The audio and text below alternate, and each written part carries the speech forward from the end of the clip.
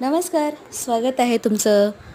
खायचा सोडा न वापरता एकदम टम्म फुगलेली आणि एकदम कुरकुरीत अशी आज आपण बटाटा भजी बनवणार आहोत.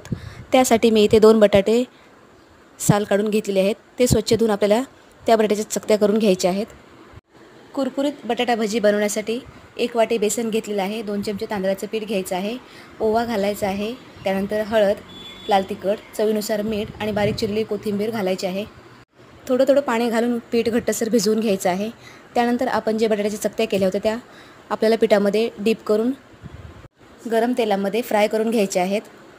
हातगाड्यावर मिळतात अगदी त्याचप्रमाणे कुरकुरीत आणि टम्म फुगलेली बटाटा भजी आपण घरी बनवू शकतो. तुम्हीसुद्धा नक्की ट्राय करा, तुम्हाला हे नक्की आवडेल. कशी वाटली ही रेसिपी मला नक्की सांगा. व्हिडिओ आवडल्यास लाईक, शेअर, सबस्क्राईब. धन्यवाद.